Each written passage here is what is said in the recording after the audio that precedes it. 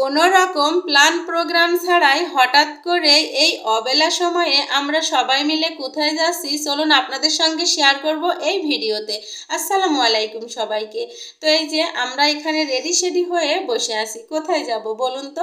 আর তাসিনের বাবা এমন এমন কথা বলে হঠাৎ করে যা ভেবেই কুল পায় না। তো আমি তো খুব বেশি এক্সাইটেড, সাথে আমার দুই মেয়েও খুব খুশি এই অবেলা সময়ে এখন আমরা যেতে পারবো বলে। তো কোথায় যাব বলুন তো।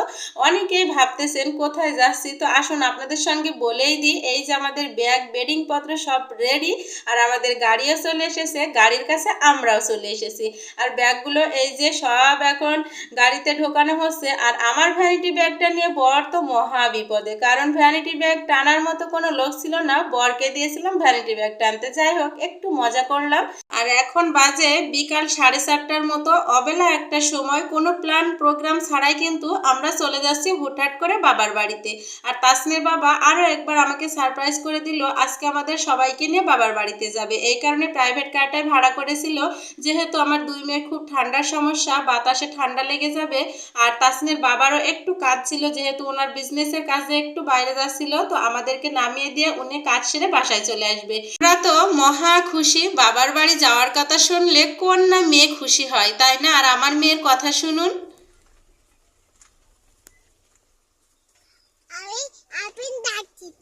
কোথায় যাচ্ছ?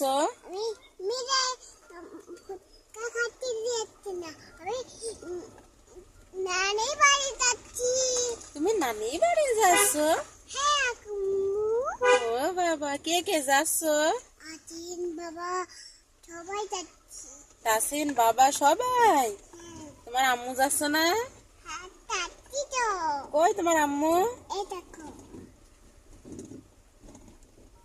তাই তো, এটা তোমার আম্মু?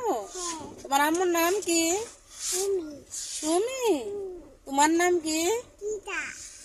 ও, আর আপুর নাম কি? বাবার নাম? অনেকদিন পর আমি আমার গ্রামের বাড়িতে যাচ্ছি। আজকে তো আমি সবাইকে চমকে দিব, কারণ আমি একদমই ফোন করিনি। তারপরে এই যে দেখতে দেখতে অনেকটা রাস্তা পার হয়ে গিয়েছে। এই যে সবুজ সবুজ ভুট্টা ক্ষেত, দেখতে মাশাআল্লাহ অনেক সুন্দর লাগছিল। এই যে চলে এসেছি আমাদের কৃষ্ণনগর বাজারে। কেন যে এমন একটা ফিলিংস হচ্ছিল, আমাকে দেখে তো সবাই চমকে যাবে, আর আমি সবাইকে চমকেও দিব। আর এই বাজারে তাসনির বাবা কিছুক্ষণের জন্য নেমে যাবে, কারণ এখানে তার বিজনেসের কাজ আছে, এই কারণে ও বাজারে নেমে গেল। আর এই যে দেখো, এগুলো কিন্তু আমার দাদা বাড়ি। তো দাদা বাড়ি পার করে চলে আসলাম আমার বাড়িতে।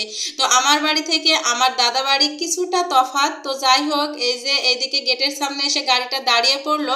আর তাসিন তো এখন নেমে তার নানিকে চমকে দিবে, সাথে আমিও। কিন্তু ব্যাড লাক, আমার মা বাড়ি ছিল না, খুবই কষ্ট পেয়েছি। তারপরও খুঁজে হলেও আজকে আমি আমার মাকে চমকে দিব, কারণ আমার মা তো জানেই না যে আমি আসছি। আর এইদিকে আমার তানহা বাবু তো মস্ত বড় একটা ঘুম দিয়ে দিল। আর ভাইয়াকে বলছিলাম বাড়িতে এসে বসার জন্য, কিন্তু ভাইয়া আসবে না, যেহেতু তাসনির বাবা বাজারে আছে, ভাইয়া এখন বাজারে চলে যাবে। আর এইদিকে আমি আমার মাকে খুঁজতে খুঁজতে তো হয়রান, অবশেষে এক পর্যায়ে পেয়ে গিয়েছি।